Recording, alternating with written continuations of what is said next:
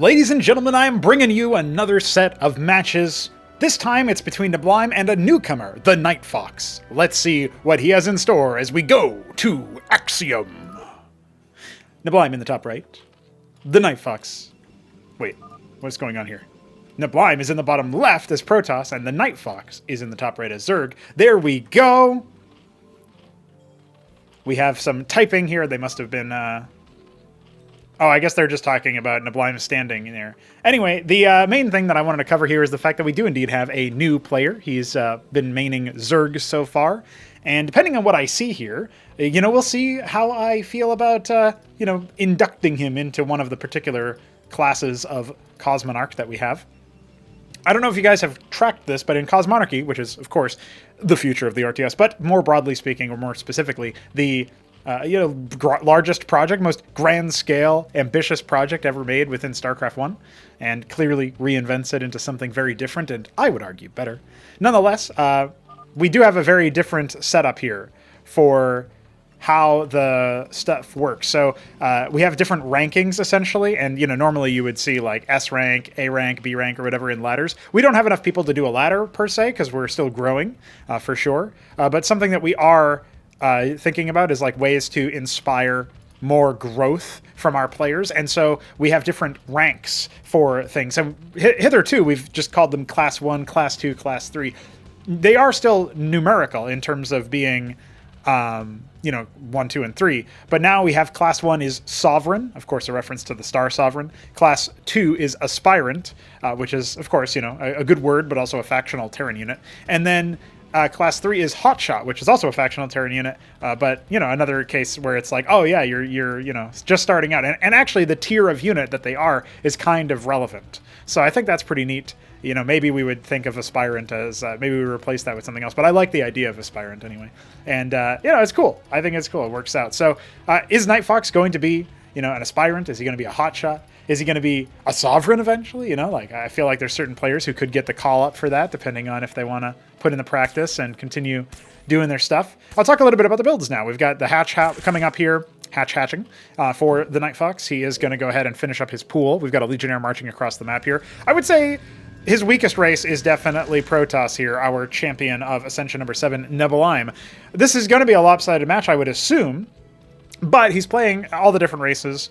Or maybe he was playing as random. I didn't get that info from the submission. I assume he's just picking different races. Let NightFox figure things out. And so starting off with his Protoss makes the most sense. He is going to go ahead and tickle him.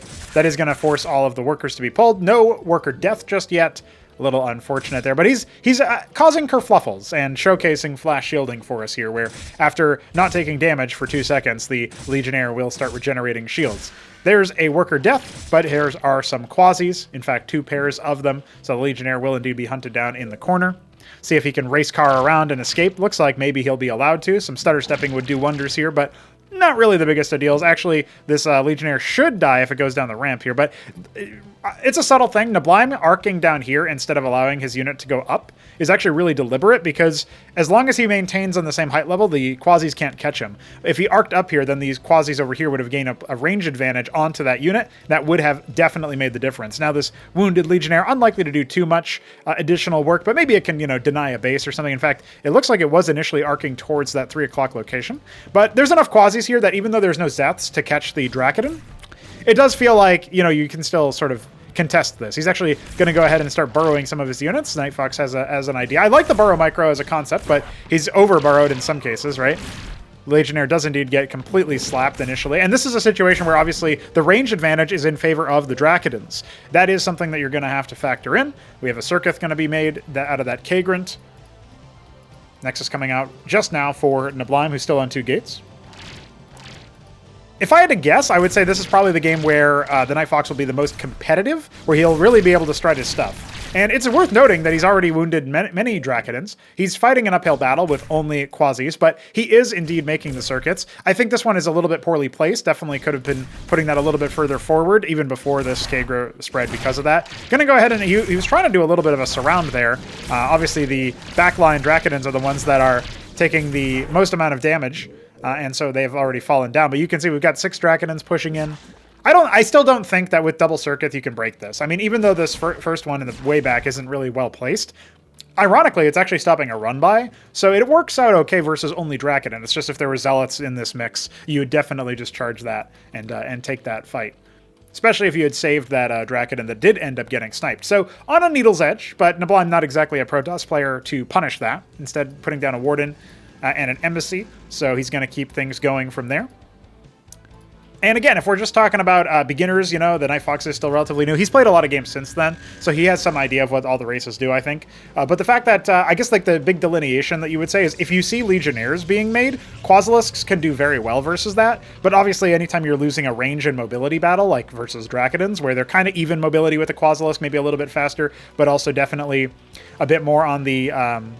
you know, higher range side. Hydrith is a great option, right? Hydrith, you know, Hydralisk in particular, is going to do pretty well versus Dracodons. Obviously, the explosive damage is no longer a thing in Cosmonarchy compared to Starcraft 1. I do like Neblime guarding these neutral bases, by the way. You can return to these without needing to construct anything because neutral town centers count as allied town centers, and you can return to allied town centers eventually. We will indeed be having some team games for you guys to feast your eyes on again, and that'll be very cool. Stargate coming. Okay, we'll talk a little bit more about that as time goes on. But yeah, I think the Hydra 10 is a great option here, since right now your opponent has mostly shown heavy gateway focus, but not enough. You know, the rate at which the Dracodons were growing was essentially 2 per requisition, right? 2 per time, per, you know, macro cycle, if you want to call it that. And so you kind of know that, okay, well, at least it wasn't 3 gate. It could be 3 gate by now, or even more. And you can kind of guess that your opponent has an Expo. I do like that TheNightFox is going for an expansion, so he's going to be going ahead and taking the 2 o'clock base. Very important to do that. We've got an Ovileth hatching. I think there was another one ordered. Maybe that was the same one. Mutating the Vornath Pond. We're going to talk about what he does with that. And the Stargate's just about done. Actually, it's going to be a 2-gate, a second Stargate. You can't really say 2-gate because it's like gateway. 2-star sounds weird, but, you know, maybe that's fine.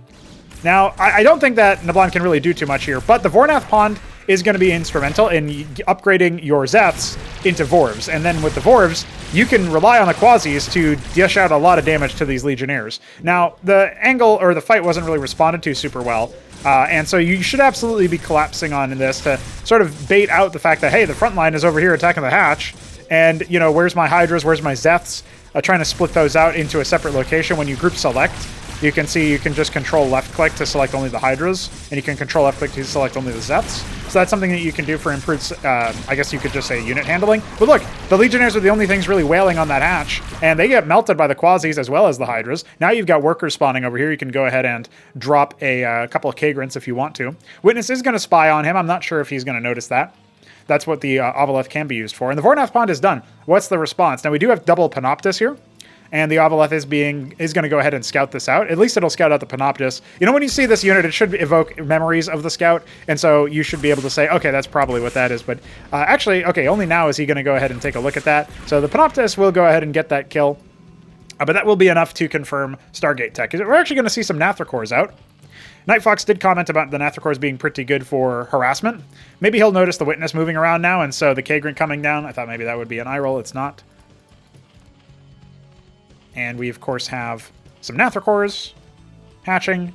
It looks like it was 4 pairs total, so that's going to be 8. That can be okay. I mean, there is a Warden over here, and the Vornath Pond, as well as the Naths themselves, were definitely spied on by that Witness. So whether or not Neblime was paying attention, I didn't track his camera position, but absolutely could be a situation where, you know, maybe he has the scouting intel, but might not see it. However, just scouting the Vornath is usually enough to think, oh, yeah, I should watch out for this. Panoptises are going to be fine in this situation. He's already got 2 guarding the mineral line. He's got 2 more coming from that. An Artisan will move out. So this is something that Nathracors can be really efficient at dealing with.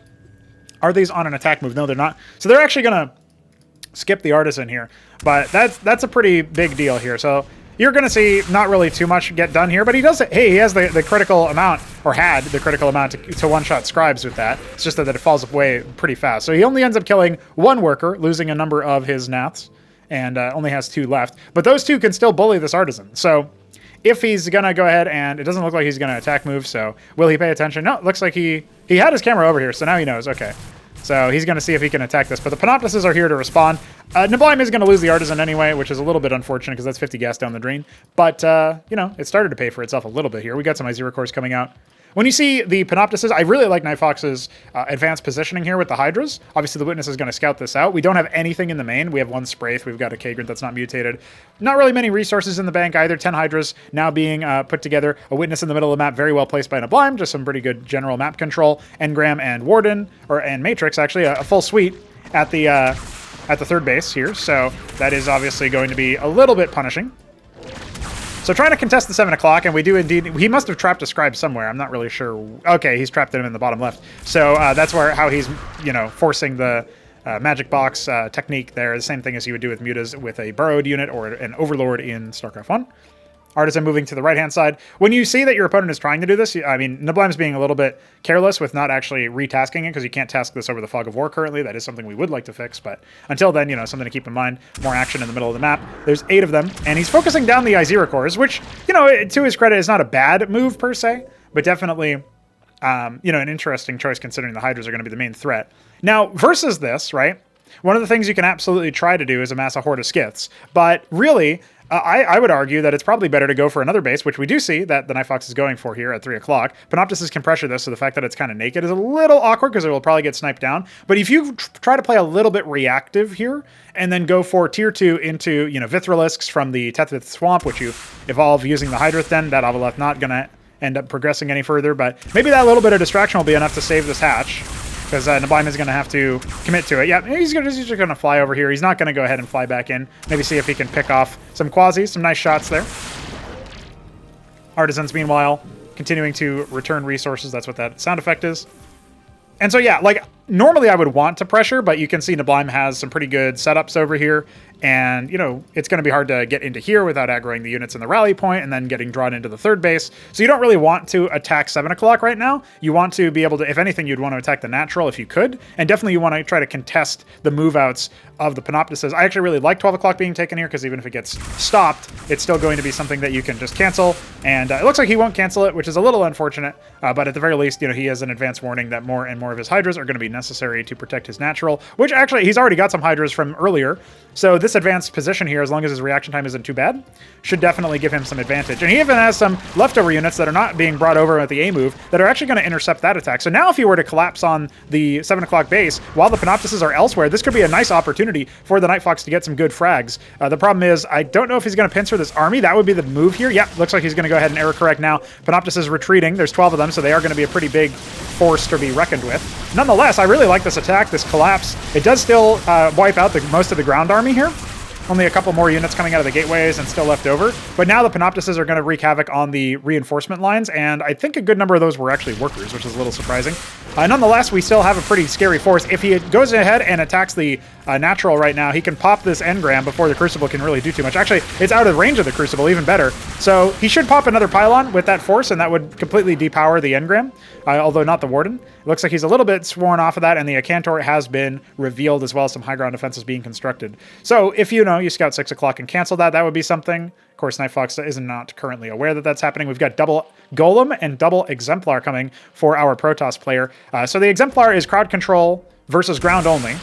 And the Golem is also versus ground only, but it's it's kind of crowd control. It's much more of a tank and like a supportive tank type of unit at that. At this stage, you can definitely go ahead and throw down tier 2 because of your resource count. Also, if you're going to go ahead and mutate the Skiback, you want to be able to use it. Actually, so far, the only thing that the Vornath was even used for that I can see, I guess some Vorvacors are being made now, but before that, it felt like the only thing that it was used for was the Avaleth. Or not the Avaleth. I was thinking Avaleth because that would detect the witnesses in the middle of the map that have been spying on him this whole time. But no, obviously I meant the Naths that came out and, they killed an artisan. They killed a single scribe as well. Not really too crazy there. Oh no, Neblime still hasn't been harvesting from this Vespian geyser the whole time. 6 skits are on the way. We still can't afford tier 2 with we need a little bit more on the mineral income, but that'll come up. I like this pocket base up here. I think that's actually really cool. And look at this. You can actually try to commit and catch the Exemplars if they're out on open terrain like that, but I don't know that he actually saw that. There's funnily enough, a Droleth mixed in with this control group. Hydra's moving around over here, and here and there, just, blocking stuff. The skits could actually come over here and snipe these artisans before they get too much action going. I think that would probably be pretty helpful. I actually don't know where the skiths went. Did I miss them attack? I don't see any corpses anywhere. I see the Panoptus is returning home to the rally point. Exemplars being going ahead and spawning. The Witness is just right there the whole time. Where are the skiths? Because I saw 6 of them being in production. Maybe they're only now moving out from the rally, it looks like. Okay. So those should definitely be something that you pay attention to. Coming down here and attacking this is still going to be pretty good, despite the defenses over here. The question is, can you also, flank the army and stuff? Looks like maybe he's going to go ahead and pressure to try to get a move out going. That's going to convince Neblime to go for an attack. But you can see his macro has been kind of on point. He switched over to idols from the lattice. Obviously, his Acantor is going to get a lot of value on the ground, dealing a pretty good amount of damage. And the Panoptises, even though they're getting shredded by the Hydras, now there's an Exemplar on the field. And it does kind of feel like with the Ecclesiast giving you the speed boost when it dies, that actually allowed the Exemplars to get in on the fight. Engram doing great amount of damage over here. You can see here up to 600 damage.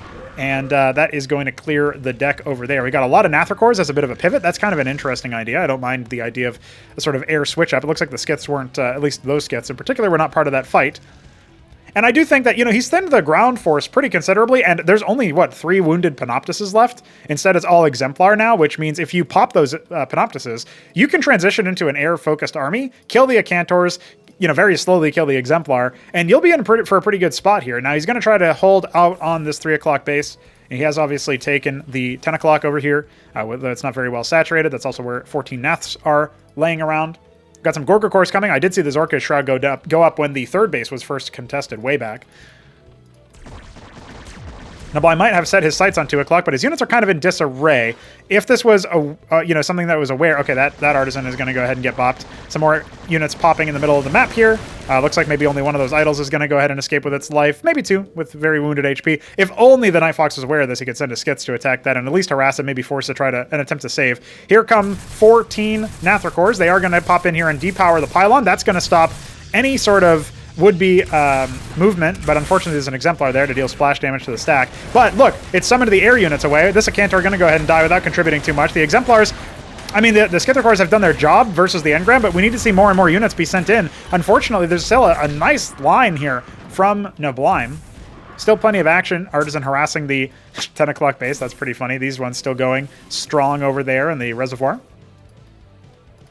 And a brave Zealot is chasing around, even though there's a witness here for spying. Didn't need to sacrifice his life for that. This one has been allowed to stick around the whole time. And I still don't see tier 2, so I'm going to go out on a wild limb and say TheNightFox is trying to end the game at tier 1. We've got an Nexus coming down here in the bottom right. Not a bad shout, but now the Exemplars are absolutely shelling, as well as the Acantors. A great splash. We do have Gorga cores out. Not a bad shout versus the Acantor specifically, and even versus like Draconins and Idols, because they're a little bit fragile. The problem is you need Hydras to support them, and the Acantor Exemplar combo is doing great numbers versus that. Some great focus fire would be here, due here, but unfortunately the Acantor is going to stay alive. I say unfortunately, of course, that's only for TheNightFox himself, as he traipses on through from the 10 o'clock position, which he just defended versus an Artisan that was bloodthirsty and took for it.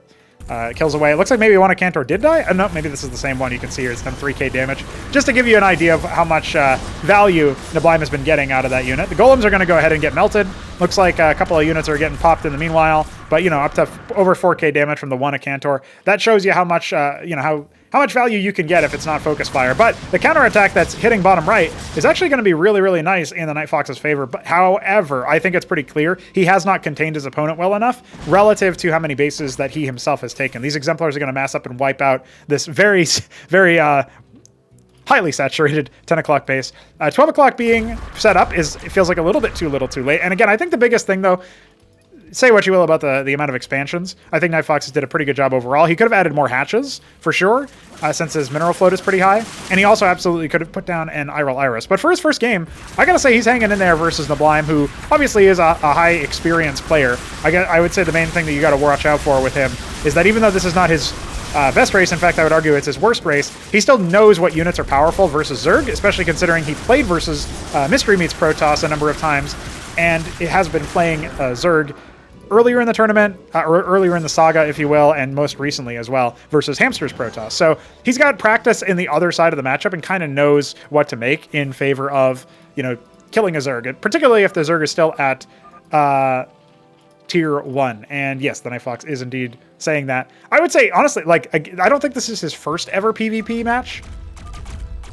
Yeah, Neblime's like, hey, you should get an Iral Iris. if this is one of his first PvP matches, which is my understanding, although I don't think it's his very first, because I think he played against Benno or somebody else like that, hats off to the TheNightFox. He has managed to be scary versus Neblime, and there were points in this game where absolutely he could have been broken. The Acantor is finally going to die after almost 5.5k damage. And that is just a heartache. Meanwhile, Vassal's stinging like bees over in the 3 o'clock base, trying to respond to all the harassment. 3k float minerals, but don't worry, Neblime's got a lot of money too. Could just drop down a Monument of Sin and start glassing if he wanted to go ahead and for the show. But he's like, oh, I prefer to infest those, actually. Plenty of Vassals being offered to the Vassal gods. I like the random pylon over here. That's interesting. Artisan, meanwhile. I guess this is probably here to put down some sort of static defense structure. Oh, no, I guess there are just a bunch of pylons scattered throughout the map to provide some scouting and maybe also hitch up any A moves.